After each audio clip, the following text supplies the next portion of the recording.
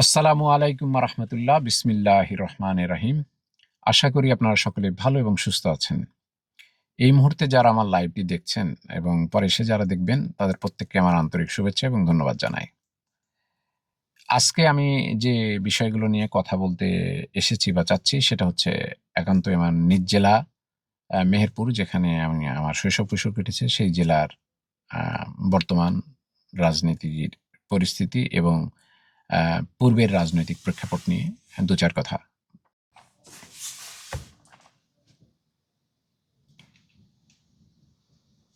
মেহেরপুরের যে অতীত রাজনৈতিক ইতিহাস সেটা হচ্ছে দিন শেষে আমরা যেটা দেখেছি সেটা পরিবারতান্ত্রিক একটি রাজনীতির বিষয় সেখানে ছিল। সারা বাংলাদেশে একই অবস্থা বলতে গেলে, তবে মেহেরপুরের পরিবারতন্ত্র কিন্তু ভয়াবহ পরিবারতন্ত্র। এই পরিবারতন্ত্র থেকে আসলে বের হয়ে আসতে কেউ পারছিলেন না এবং পুরা রাজনৈতিক মাঠ এই পরিবারতন্ত্রের হাতে কিন্তু জিম্মি হয়ে গিয়েছিল এবং যে নতুন নেতা তৈরি হওয়ার যে সম্ভাবনা, সেই সম্ভাবনাটা কিন্তু একেবারে নিঃশেষ হয়ে গিয়েছিল। আজকে সেই পরিস্থিতি থেকে কিছুটা উত্তরণ দেখলাম। আজকে মেহেরপুর জেলাতে, মেহেরপুর সদর উপজেলার একটি কমিটি গঠন হয়েছে, সেই সাথে মেহেরপুর পৌরসভার একটি কমিটি গঠন হয়েছে বিএনপির। এই কমিটিতে নতুন কিছু মুখ এসেছেন, যদিও তারা নতুন বলে মনে হচ্ছে, কিন্তু আমার পরিচিত ব্যক্তিরা রয়েছেন যারা দীর্ঘদিন ধরে বিএনপির রাজনীতির সাথে সম্পৃক্ত। আমি তাদের ছোটকাল থেকেই চিনি। তার ভিতরে আমার এক শ্রদ্ধেয় বড় ভাই আছে, আমরা সবাই ওনাকে বড় ভাই বলি, লতিফ ভাই। উনি মেহেরপুর পৌর বিএনপির আজকে সভাপতি হয়েছেন। এছাড়া আমার এক ছোট ভাই আছে ইমন, সেও কিছুদিন আগে বিএনপির আপনার একটি কমিটির সেক্রেটারি হয়েছেন। এগুলো আমার পরিচিত মুখ। আর অপরপক্ষে মাসুদ অরুণ, তিনিও আমার অতি পরিচিত মুখ। তো এই নতুন কমিটির গঠনের আগে পরের বেশ কিছু ঘটনা রয়েছে, কেন এই কমিটি হলো এবং এই কমিটিটা আসলে শেষ পর্যন্ত আমাদের যে আশা আকাঙ্ক্ষা সেটা পূরণ করবে কিনা। প্রথমত হচ্ছে বিষয় ছিল যে এমন যে দীর্ঘ ১৫ বছর যে ফ্যাসিস্ট সরকার বাংলাদেশে ছিল, ঠিক একই কায়দায় মেহেরপুরে এই ফ্যাসিস্ট পরিবারতন্ত্র ছিল। এবং এই ফ্যাসিস্ট পরিবারতন্ত্র এই কারণে বলছি যে পরিবারতন্ত্রটা কিভাবে তৈরি হলো।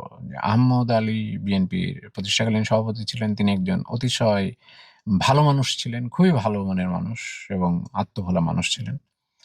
আল্লাহ তার রুহের মাগফিরাত কামনা করুক, তাকে জান্নাতবাসী করুক। তিনি একজন ভালো নেতা ছিলেন মেহেরপুরের। পরবর্তীতে আমাদের শ্রদ্ধেয় অরুণ ভাই, তিনি বিএনপির দায়িত্ব গ্রহণ করেন। কিন্তু অরুণ ভাইয়ের যে রাজনৈতিক ইতিহাস সেটা হচ্ছে যে ওয়াকার্স পার্টি, রাশেদ খান মেনন গ্রুপের ওয়াকার্স পার্টির সাথে তিনি সম্পৃক্ত ছিলেন। পরবর্তীতে বিএনপিতে এসে তিনি বিএনপি অনেকটা পরিবারতন্ত্র, ওই যে দখল করে নেওয়ার মতোই আর কি। শেষ পর্যন্ত সেটাকে দখলই বলবো এই কারণে যে সেখানে আর কোনো ভোট টোট হয়নি। আগে যারা তার বাবার সাথে রাজনীতি করতেন সিনিয়র ব্যক্তিবর্গ, তাদের সেভাবে সম্মানিত করেননি। পারতপক্ষে মাসুদুর মেহেরপুরে কোনো রাজনৈতিক নেতার জন্ম হোক, এইটা আর হতে দেননি এবং দীর্ঘকাল ধরে তিনি এই ১৫ বছর ধরে রাজনীতিটাকে আঁকড়িয়ে ধরে আছেন। তার আগেও তিনি বিএনপির সভাপতি ছিলেন এবং তিনি একবার এমপি ভোটে বিজয় লাভ করে এমপি হন, সংসদে যান এবং তার সেই শাসনামল আজ পর্যন্ত মেহেরপুর মানুষের ভোলা সম্ভব নয়। তার শাসনামল খুব সুখের ছিল না। মেহেরপুরে যে চাঁদাবাজি, দখলদারিত্ব যা হয়েছে সে আমলে হয়েছে। পরবর্তীতে ধারাবাহিকতা এসেছিলেন জয়নাল, তিনি বিপুল ভোটে মাসুদুরকে হারিয়ে দেন। মাসুদুর চাইতে জয়নালের কোনো পরিচয় ছিল না, কিন্তু সেই ভোটে জয়নাল আবেদিন জয়লাভ করেন এবং তিনিও ওই মেহেরপুরে আপনার যে শাসন কায়েম করেন, সেই শাসনটা হচ্ছে শাসন মানে হচ্ছে দখলদারিত্ব এবং বিভিন্ন টেন্ডারবাজি, এসব কাজে তারা জড়িয়ে যান। পরবর্তীতে বাংলাদেশের বাংলাদেশ সরকারের জনপ্রশাসন মন্ত্রণালয়ের যিনি মন্ত্রী ছিলেন ফরহাদ হোসেন দুদুল, তিনিও ওই আওয়ামী লীগ পরিবারের শহীদ্দিন মিয়া। শহীদ্দিন মিয়ার নামে অনেক বিতর্ক আছে, অতটা ভালো আমি বলতে পারছি না, আমি দুঃখিত। আমি যতদূর জানি এবং সত্যটাই জানি এবং সত্যটা আমি জানানোর চেষ্টা করি। সেখান থেকে আবারও পরিবারতন্ত্র, ওই যে আওয়ামী লীগের হাত ছাড়া হয়ে গেছিল, আবার আওয়ামী লীগের হাতেই সেই পরিবারতন্ত্র ফেরত এসেছিল এবং তারা সবাই এখন জেলে আছেন। তিনি আছেন, তার স্ত্রী জেলে আছেন, তার ছোট ভাই জেলে আছেন এবং তার একজন দুলাভাই তিনিও জেলে আছেন। তো এটা গেল একটা বিষয়। যাই হোক, মেহেরপুরের যে রাজনীতি এই পরিবারতন্ত্রর হাত থেকে রেহাই পায় না বলেই একে অন্যের ব্যাপারে আমরা আলোচনা সমালোচনা কোনো কিছুই করতে পারি না। এখন সেটা নাই। সেই সম্ভাবনাটা তৈরি হয়েছে। আর যারা কমিটিতে নতুনভাবে এসছেন তারা পজিটিভলি যদি রাজনীতিটা করেন, এই দখলদারিত্ব এবং চাঁদাবাজির ভিতরে যদি তারা না যান এবং জনমানুষের যে আশা-আকাঙ্ক্ষা, সে আশা-আকাঙ্ক্ষার ভাষাগুলো যদি বুঝতে পারেন, তাহলে তারা রাজনীতিতে আজ না হলেও আগামী দিনে গেইন করবেন। আর যদি এর বিপরীত হয়, তাহলে মানুষ এটা ভেবে নেবে যে খারাপের পরিবর্তে খারাপই আসছে, সুতরাং এটাকে বয়কট করো। এতে জামায়াত ইসলাম যে একটা অর্গানাইজড দল মেহেরপুরে, তারা কিন্তু অনেক দূর এগিয়ে গেছে এবং তাদের অনেক পদ্ধতি আছে ভোট নেওয়ার। এবং জামায়াত ইসলাম যদি আম আপনার এই ২ দল মানে ২ টি পক্ষের দ্বন্দ্বের ভিতর দিয়ে বিজয় লাভ করেন, এটা অবাক হওয়ার কিছু নেই। তো এখন প্রশ্ন এসে গেছে যে আগামী যে জাতীয় সংসদ নির্বাচন হতে যাচ্ছে, সেখানে কে আপনার বিএনপি থেকে মনোনয়ন পাবেন? এইটা একটা কোয়েশ্চেন এবং এই কোয়েশ্চেনের উপর নির্ভর করছে দ্বিধাদ্বন্দ্ব এবং অনেকে অনেক জায়গা থেকে নড়চড় হচ্ছেন না। যেমন মাসুদ অরুণের সাথে যারা সম্পৃক্ত তারা নড়চড় হচ্ছেন না। তাদের ধারণা যে মাসুদ অরুণই আপনার আগামী নির্বাচনে মনোনয়ন পাবে এবং অন্য যে পক্ষ যারা নতুন আহ্বায়ক কমিটি হয়েছেন, সেই আহ্বায়ক কমিটি, পূর্ণাঙ্গ কমিটি কয়েকদিনের ভিতরে হয়তো হয়ে যাবে। তারা ভাবছেন ভিন্নভাবে।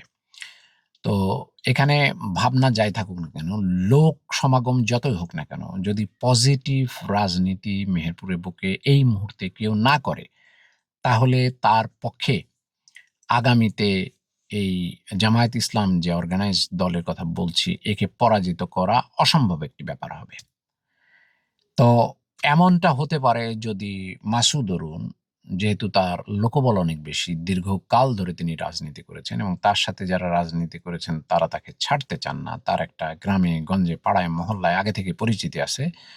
তিনি কিন্তু একটা ওই যে আপনার বিএনপির নমিনেশন না পেলেও তিনি একাই নির্বাচনে দাঁড়িয়ে যেতে পারেন। অপরপক্ষে অ্যা দলকে তিনি দুর্বল করে দিতে পারেন। তার সে সক্ষমতা আছে। এটাকে অস্বীকার করার কোনো উপায় নেই। এ কারণেই যে যারা নতুন কমিটি থাকবেন তারা ওই চাঁদাবাজি এবং দখলদারিত্ব বা ওই ধরনের যে বিষয়গুলো রয়েছে যেগুলো মানুষ পছন্দ করে না, সেটা মনে করছেন যে আমরা করছি শুধু দলের লোকে অসন্তুষ্ট হবে, বিষয়টা তা না।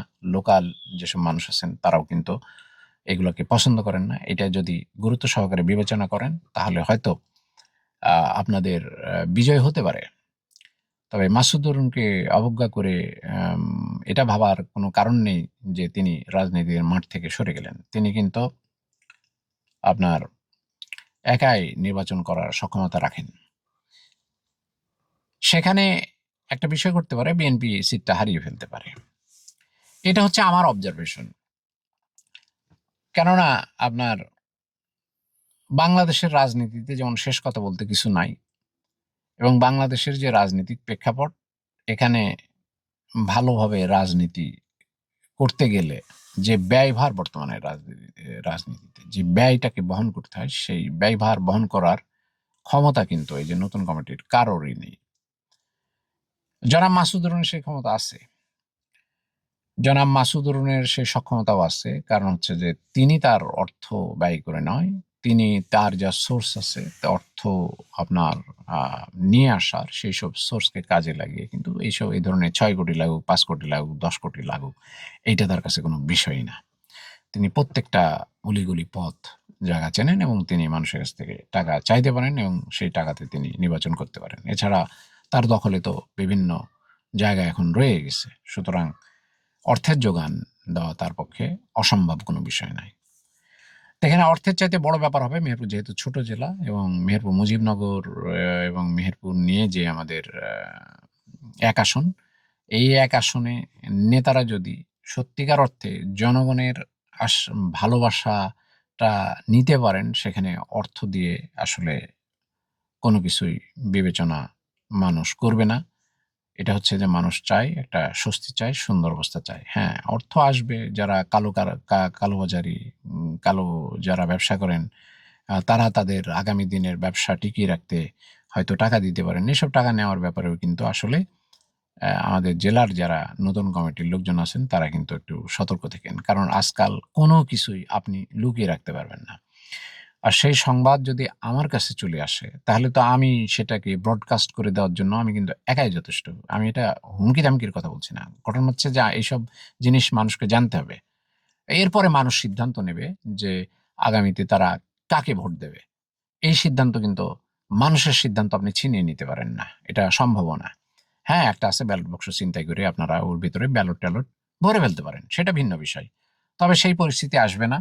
যেহেতু মেহেরপুর ছোট জেলা এবং মেহেরপুর জেলাতে অতীতে যাই ঘটুক না কেন, ভবিষ্যতে যেন মেহেরপুরের রাজনীতি একটা সুন্দর পথে চলে, তার জন্য আমি আমার তরফ থেকে যা বলার সেগুলো তো সবসময় বলি, এবং অন্যান্য মানুষদেরও কিন্তু একটু আলোচনা সমালোচনার ভিতরে রাখা উচিত রাজনৈতিক দলগুলাকে। তাহলে তারা সঠিক পথে চলবে। এই অবজারভেশনটুকু আমি আজকে দিলাম, এবং আগামী দিনের যে মেহেরপুরের রাজনৈতিক পরিস্থিতি, সেই পরিস্থিতিতে যদি এই যে কালোবাজারি বলেন, আপনার মাদক ব্যাপারী বলেন, বা অনলাইন ক্যাসিনো বলেন, বা ওই যে দেহ ব্যবসায়ীরা সম্পৃক্ত হন, তাহলে কিন্তু একটা চিত্র দেখা যাবে, যে চিত্র কিন্তু মানুষ দেখতে চায় না। এই এইসবগুলা বিএনপি পয়দা করেনি, বিএনপি সৃষ্টি করেনি। এগুলো করেছেই হচ্ছে যে বিগত সরকারের যে মন্ত্রী ছিলেন ফরহাদ হোসেন দুদুল, তিনি মেহেরপুর জেলাকে এই অবস্থাতে রেখে গেছেন। এখন এখান থেকে উত্তরণের জন্য আমরা সবাই মনে প্রাণে চাই এবং চেষ্টা করছি।